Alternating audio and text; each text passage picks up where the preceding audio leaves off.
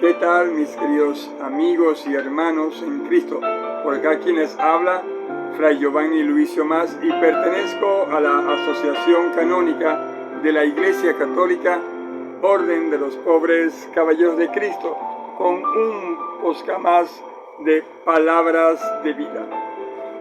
Antes que nada quiero agradecer a la Asociación Internacional de Exorcistas, que hace más de 2 años estamos haciendo nosotros un curso sobre prepararnos para la parte espiritual del exorcismo.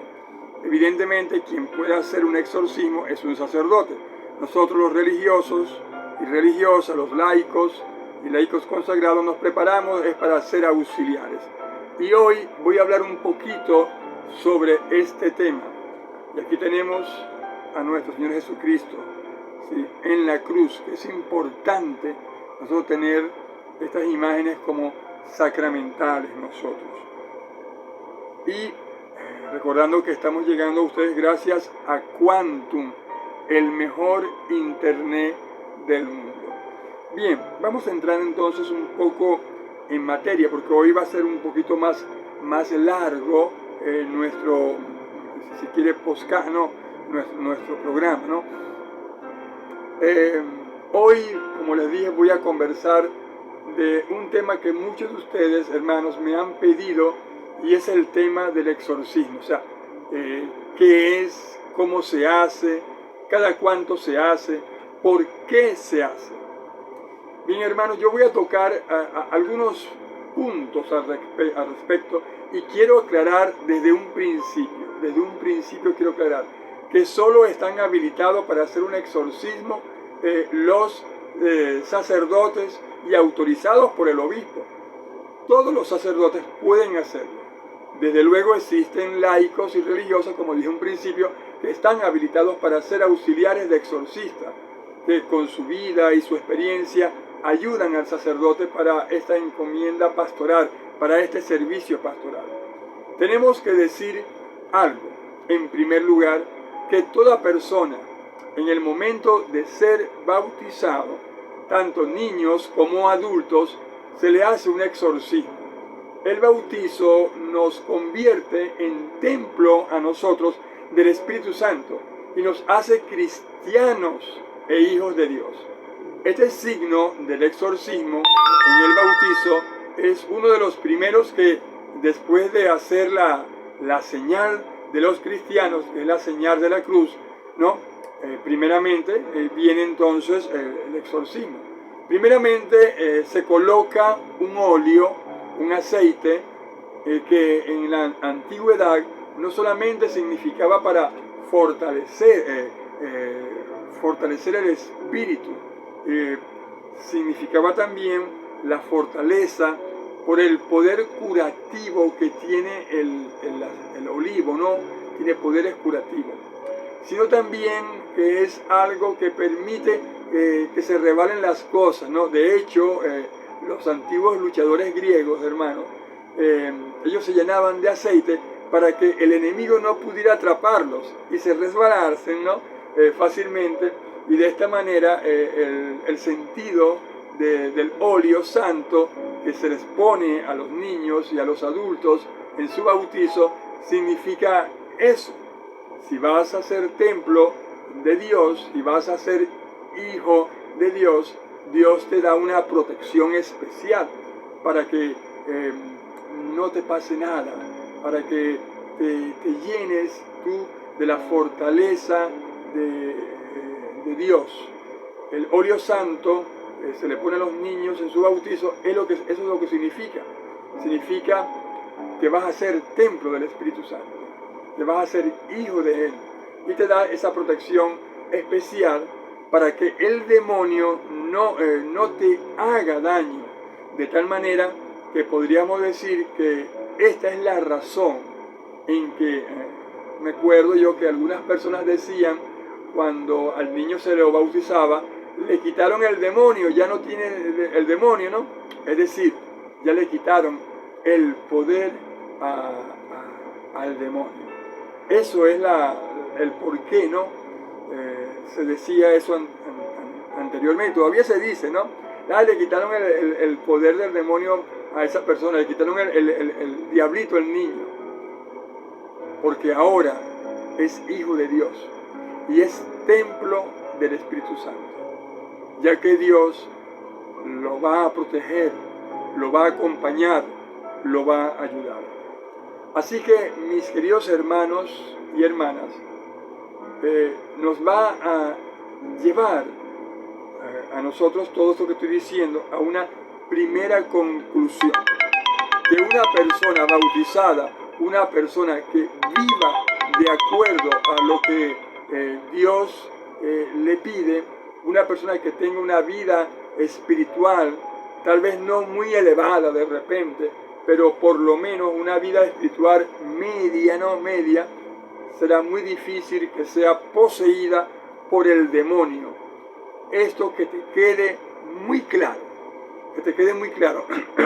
perdón, ya que de repente hay muchas personas que tienen miedo a una posesión y habría que decirle, por lo menos yo le digo, oye, ¿por qué tienes miedo? ¿Por qué tienes miedo? Si estás tomado o tomada de la mano de Dios, si estás en el camino justo, si estás en el camino correcto, además recibiste el óleo en el pecho o en la espalda en tu bautismo, ¿qué miedo vas a tener? Eso es lo primero que yo le pregunto. ¿Cómo está tu vida espiritual? ¿Cómo estás tú? ¿Te llevas bien con nuestro Señor Jesucristo? ¿Te llevas bien? Eso es lo que tenemos que preguntarnos nosotros. Tenemos que decir que a partir de 1973, muchos deben acordarse de esa fecha, ¿verdad? Yo era muy niño. El tema del exorcismo se hizo popular porque antes que nada nadie hablaba de estas cuestiones de exorcismo, hablaban del demonio, pero no del exorcismo, ya que era rarísimo que se tocara este tema. Pero a partir de 1973, todo el mundo, y especialmente los medios de comunicación, ellos comenzaron a tocarlo por la película del Exorcista, ¿se acuerdan? Con Linda Blair. Esta película se filmó inspirada en un libro que se denomina El Exorcista, y esto ocasionó que todos comenzaran a investigar, a hablar sobre este tema. Esa película se basó en un hecho real, y no era una niña, era un niño. Pero bueno, como todo Hollywood lo exagera, entonces bueno, allí comenzaron a haber brujas por todos lados. Pero sí, evidentemente existe la posesión. Yo tengo que decir, mis queridos hermanos, tengo que decir que las tres grandes religiones monoteístas, perdón, yo aquí estoy viendo mensajes que me están mandando, pues estamos en vivo, ¿no? Estamos en vivo. Ajá.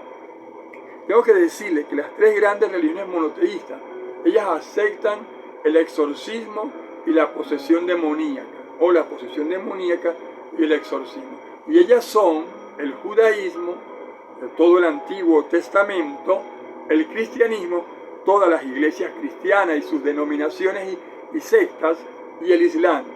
Estas tres grandes religiones monoteístas aceptan que existe el demonio y que existe para ir en contra de la voluntad de Dios, atacando a las personas, tentándolas e incluso a poseerlas, sí, a poseerlas, ya que el demonio odia al hombre y ese odio por el hombre, él desea hacerle daño al hombre para dañar evidentemente a Dios o intentar dañar a Dios, que nunca lo va a lograr porque Dios es Dios. Sí existe, hermanos. Y por eso es que yo le agradezco mucho que estoy haciendo estos cursos y me ha abierto un mundo no al fanatismo, sino a centrarme más, porque el gran éxito del demonio es hacer creer que Él no existe. El demonio siente envidia por nosotros, ya que somos la gran obra de Dios. Sí, somos la gran obra de Dios. Somos hechos a imagen y semejanza de Él. Sí, de Dios Todopoderoso. Él nos ama tanto que nos ha enviado a su Hijo Jesucristo, eso es el misterio de la Santísima Trinidad, para salvarnos a todos. Así que esta es la fundamentación bíblica religiosa que nosotros podríamos hablar sobre este tema. Ese es el principio fundamental bíblico, queridos hermanos. Ya venimos un momentico, estamos de vuelta. Una de las cosas que al demonio le tiene miedo son a los sacramentales, al agua bendita, al Santo Rosario, a la Virgen María, nuestra Santísima Madre, a la cruz. El demonio le tiene, pero un terror inmenso, queridos hermanos, a nuestro Señor Jesucristo, a la cruz y a la Virgen María. Entonces, la fundamentación bíblica ya la hemos dado. En el Antiguo Testamento y en el Nuevo Testamento se habla de la posesión y se habla de los exorcismos. El primer punto que se fundamenta estas grandes religiones monoteístas es creer que existe el demonio. Y como he dicho, el gran éxito del demonio es hacer creer que él no existe. El segundo punto es creer que el demonio puede afectar a una persona. Y el tercer punto es que la persona puede abrirle la puerta al demonio para que influya en su vida. Sí, ya vamos a hablar de las puertas sobre que nosotros abrimos al demonio. Y tenemos que decir que este es el punto fundamental. Abrir la puerta al demonio. Porque si tú no le abres la puerta al demonio, el demonio no entra. Es como que tú estés en tu casa y llega una persona a tu casa a quitarte el tiempo para venderte algo o conversar de alguna cosa, o que llegas para que cambies de creencia, de religión, como lo hacen de repente los testigos de Jehová o lo que sea, ¿no? Si tú no abres la puerta a la persona, ella no entra. Si tú no enciendes el canal de televisión, el programa no entra a tu casa. Si tú no enciendes el programa de radio, tú no estás dando cabida de que el programa de radio entre a tu casa. Pues así es el demonio. Si tú no le das entrada, él no entra. Pregúntate si le has dado entrada al demonio. Perdón. Por tanto, otra conclusión que podríamos sacar acá, si tú no abres la puerta al demonio, ¿no? Oye bien, si tú no abres la puerta al demonio, él no va a entrar, querido hermano, no va a entrar. Así que no te preocupes si tú no le abres la puerta. No tienes por qué estar preocupado por una posesión demoníaca. Pero recordemos que existen 6 vías o 6 puertas para que el demonio entre en nuestra vida, las cuales 3 no somos responsables nosotros y las otras 3 sí. Pero la mayoría de las veces somos nosotros los responsables de que el demonio entre en nuestras vidas. Somos nosotros quienes le abrimos la puerta, hermanos, quienes estamos siempre jugueteando, coqueteando. Acuérdate que el demonio es como un perro amarrado. Él está amarrado, pero te va a morder. Un perro amarrado, no. La única forma de amarrarte, de morderte el perro, es que tú te le acercas. Y esa es la situación. Tú te le acercas al demonio. La apertura de puertas al demonio se puede hacer de forma directa o indirecta. Vamos a ver una de las formas directas que tú le puedes dar entrada al demonio. Es aquella en la que se invoca directamente al demonio, a Satanás, al maligno, cuando se participa del ritual como las misas negras, el juego de la ouija, la brujería, el palerismo y la invocación indirecta.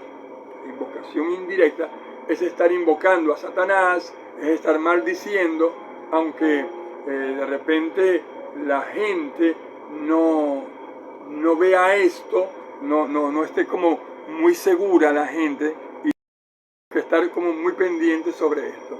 Porque lo ve como un juego la gente, o piensa que está jugando y que a lo mejor no está invocando el maligno. Les pongo un ejemplo, las sesiones espiritistas. En una sesión se sientan varias personas, ¿no? Que van a invocar un espíritu, por lo menos de mi papá, o del papá de cualquiera de ellos, o de alguna ánima, o de algún difunto. Bueno, esa es una puerta de entrada. Esos no son los espíritus de ninguno de nuestros familiares, eso, de algún muerto incluso. Esos son demonios imitadores. Debemos que tener cuidado con esto, respetados hermanos. Aunque nos digan algunas cosas de la familia, esos no son los espíritus de nuestros familiares. Es el maligno, ya que él tiene el poder de decirte estas cosas, ya que Satanás se hace pasar como tu familiar, como tu hermano, como el difunto para engañarte y meterte en una trampa para que tú quieras seguirle a él y seguir comunicándote con él, y así él te va a ir alejando de Dios, ya que claramente dicen las Escrituras de que Dios abomina este tipo de adivinaciones, este tipo de espiritismo, y sin querer queriendo ya tú le abriste la puerta al maligno en tu vida. Es como que alguien, escucha bien, es como que alguien te toca la puerta y te dice: vengo a traerle una mercancía, y le abres la puerta y te asalta. Y es un engaño. Acuérdate que la palabra Satanás, demonio, etc., significa el que engaña. Él es el padre de la mentira, es el padre de la división. Así que una invocación indirecta puede ser el espiritismo o el tarot, pero es que son unas cartas, nada más, eso no hace daño. Pero es que Dios, ¿acaso habla a través de unas cartas? ¿No es mejor irnos a la oración? La oración es la forma de comunicarnos con Dios. Entonces, cuidado, esas cosas no son de Dios, son un engaño, no son de Dios. Otra cosa, las invocaciones directas pueden ser cualquier tipo de hechicería, cualquier tipo de amuletos raros, ¿no? Dios no concede ningún poder, ningún castigo, ningún amarre. Eso solo lo hace el diablo. Dios nos da la libertad, esa libertad que nos dio Jesucristo, que nos da Jesucristo. Esto es completamente contrario a la voluntad de Dios. Deben tener mucho cuidado cuando vamos nosotros, por lo menos de viaje, y nos detenemos a ver esas cosas de los indígenas. ¡Ay, qué bello! Esos adornos, esas caretas, y las llevamos a nuestras casas. No sabemos en qué se utilizó y no sabemos para qué rituales puede utilizarse. Y es allí donde nosotros le abrimos puerta al demonio. Preferiblemente ten estas imágenes, que es la de nuestro Señor Jesucristo y de la Virgen María. Entonces, ¿para qué vas a adornar tu casa sobre esto? Tengo muchas experiencias sobre estas cosas. Las invocaciones directas, como le he dicho, pueden ser cualquier tipo de hechicería. Y como he dicho, Dios no amarra. Eso no es de Dios. Otro tipo de invocación indirecta son aquellos que invocan, por lo menos en el caso del malandro Ismael, o a la Santa Muerte. Para los mexicanos, la Santa Muerte. No, para los venezolanos, el malandro Ismael. O el espíritu de Navidad, que eso es de nueva era. Cuidado, recordemos que Dios es vida, que Dios no es muerte. Dios se encarnó en María Santísima. Dios no es un duende o un viejo o un espíritu de Navidad. Eso es un ritual sacado, oigan bien, de la Biblia satánica. Tenemos que cerrar la puerta y abrir la puerta para que entre Dios. Tenemos que cerrar la puerta al demonio. Eso es lo más importante, para que no pase el demonio. Debemos abrir la puerta nosotros, es para que entre el Espíritu Santo. Eso sí que es lo maravilloso, que entre en nosotros, en nuestros hogares, el Espíritu Santo, pero no como lo hacen los evangélicos, que parecen que hasta son posesiones demoníacas. El Espíritu Santo no posee de esa manera, es silencio, es paz, es un ruán. Una puerta peligrosa de entrada es ir a estas sesiones evangélicas. Porque ellos, en vez de estar invocando a Dios, se la viven invocando al diablo. Yo estoy haciendo este programa porque necesito que al enemigo hay que conocerlo. Y deben conocer ustedes cuáles son las puertas que se le abre para que entre el maligno, el demonio. Entonces, debes tener cuidado.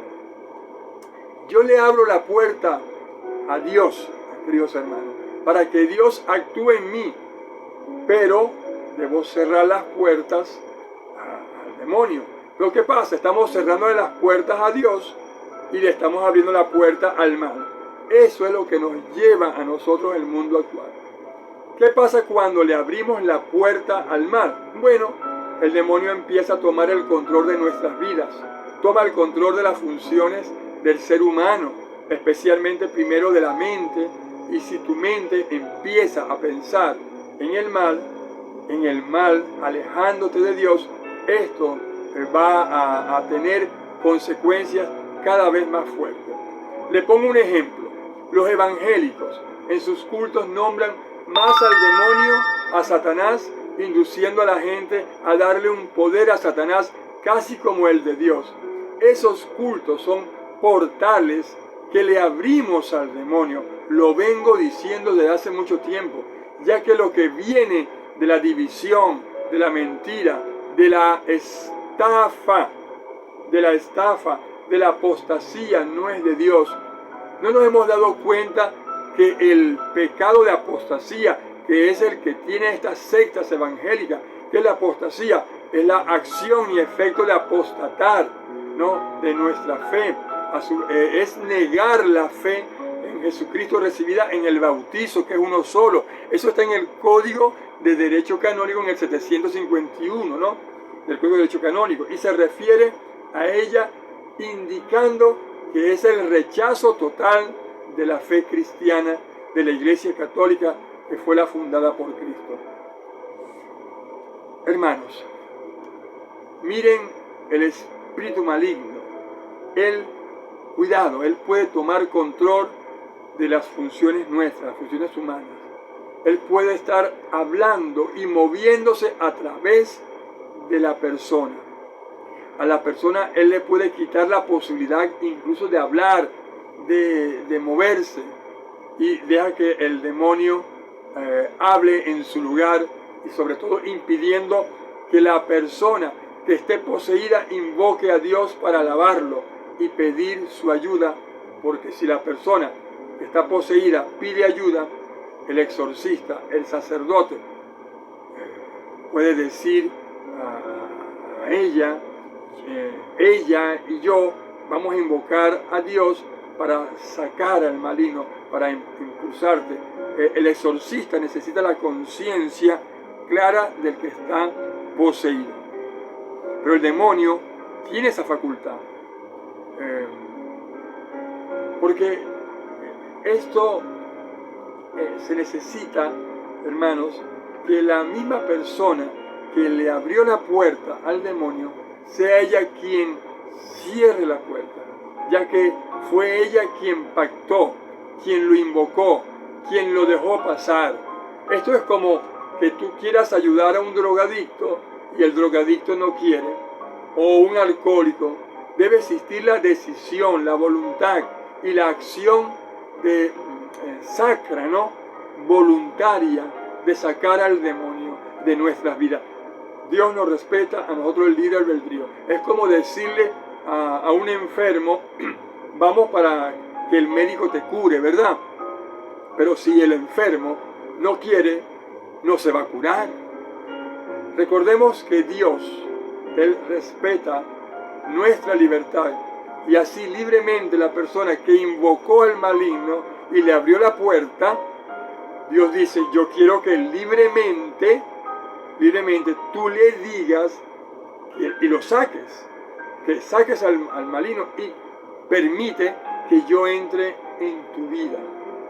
Por esta razón, una de las cosas más terribles que hace el demonio es impedir que la persona hable. Y a veces la persona quiere hablar, pedir ayuda, y el demonio, al actuar en esta parte que le permite actuar, que es hablar por ella, hace que la persona, cuando quiere emitir un sonido, una palabra, pero no puede, porque el demonio se lo está impidiendo, la persona hace esos gestos, porque el demonio impide, porque la palabra tiene fuerza, la oración tiene fuerza. Es tremendo, ¿no? Pero bueno, vamos a pasar al siguiente punto, que es una posesión, o cómo diferenciar una posesión de una enfermedad mental, ¿no? Pero antes de eso, yo deseo aclarar algo a una pregunta que me han realizado varias veces. ¿Cuándo y cómo se envía a un miembro afectado de la comunidad de creyentes a un exorcista? Bueno, es aconsejable que todas las diócesis, hermanos, establezcan un protocolo a fin de poder responder a las indagaciones o las consultas de los fieles que aseguran estar poseídos demoníacamente. Como parte del protocolo debe haber una evaluación a fin de determinar, oigan bien, de determinar si realmente está en una posesión. Solamente después de un examen médico, psicológico y psiquiátrico meticuloso, pudiera la persona ser enviada a un exorcista, que determinará finalmente si la persona está poseída.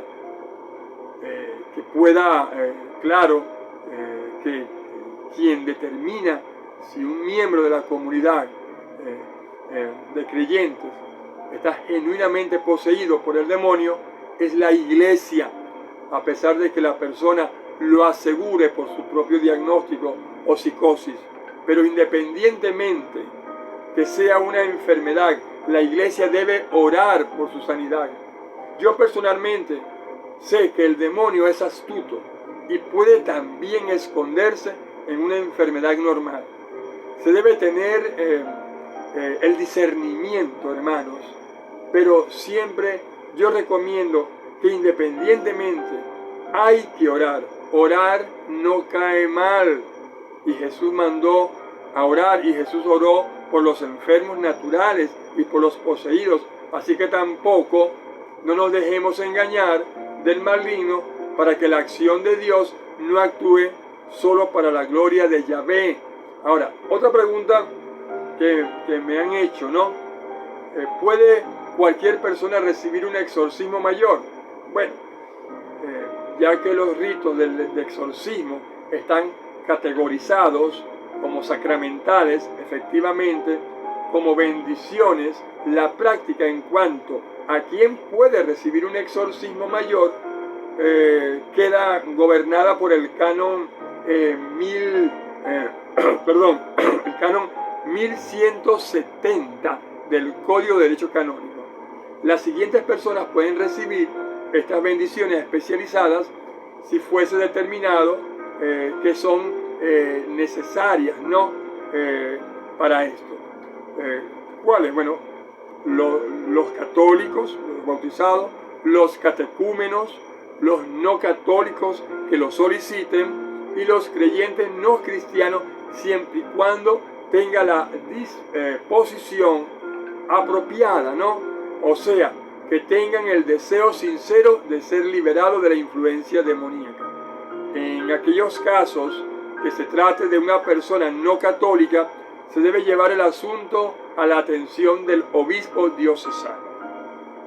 Otra pregunta que me hacen por acá es: ¿cuán a menudo se hace un exorcismo mayor? Bueno, la frecuencia en que se haga esa clase de exorcismo lo determina una necesidad que sea creíble de recibir el rito. De ahí que establecer un protocolo, ¿no? Diocesano sea tan importante. A través de los siglos, la Iglesia ha sido muy cautelosa en evaluar los presuntos casos de posesiones demoníacas. no se trata de negarlas el acceso, no, a los miembros de la comunidad de creyentes, cuya necesidad es genuina. Más, la iglesia se preocupa igualmente de que las personas no se vean atrapadas por una mentalidad sensacionalista que pueda crear un tipo de atracción o distracción secundaria. Los casos genuinos de posesión demoníaca, aunque son muy raros, ¿no? Son muy raros, deben abordarse de una manera, mira, hermano, seria, equilibrada y con un extremo de cuidado a la persona afligida. Por acá me hacen otra pregunta: ¿cuál es la diferencia entre un exorcismo mayor y un exorcismo menor? Bueno, aunque ambas formas de exorcismo están dirigidas contra el poder del demonio, el rito de exorcismo mayor se emplea solamente cuando existe un caso genuino, preternatural, de posesión demoníaca, a saber, cuando se ha determinado la presencia real del demonio en el cuerpo de la persona poseída y que el demonio es capaz de ejercer dominio sobre ese cuerpo. Los exorcismos menores son las oraciones que se usan para acabar la influencia del mal y del pecado en la vida de una persona, ya sea un catecúmeno que se prepare para el bautizo o un miembro de la comunidad de creyentes que lucha por vencer la influencia del mal y del pecado en su vida. Otra pregunta que me hacen por acá dice: ¿hay ejemplos de cada uno en el texto de los exorcismos y unas suplicaciones relacionadas? Las suplicaciones relacionadas. Sí. El texto del ritual de los exorcismos y las suplicaciones relacionadas comprenden una introducción de 2 capítulos, el rito de exorcismo mayor y textos variados, y concluye con 2 apéndices. El segundo capítulo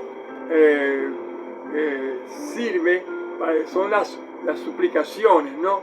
En el primer apéndice, las oraciones del exorcismo que el obispo diocesano puede usar a discreción propia cuando una cosa o un lugar han sido penetrados demoníacamente, o la misma iglesia encara la persecución y la oposición.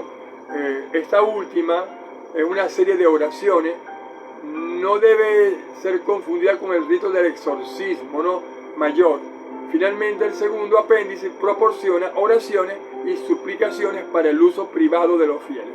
Ahora, ¿quién puede hacer el exorcismo? Bueno, eso lo vamos a dejar para otra oportunidad, ¿les parece? En la segunda parte, bueno, les ha hablado Fray Giovanni Luicio Mas, pertenezco a la Asociación Canónica de la Iglesia Católica, Orden de los Pobres Caballeros de Cristo, Cristo y María, y recordándoles que llegamos a ustedes gracias al mejor internet del mundo. Ya debe estar frío el cafecito, ¿no? Bueno, manden sus comentarios. Espero ayudarles en estos podcasts. Dios los bendiga en Cristo y María. En el nombre del Padre, del Hijo y del Espíritu Santo. Amén.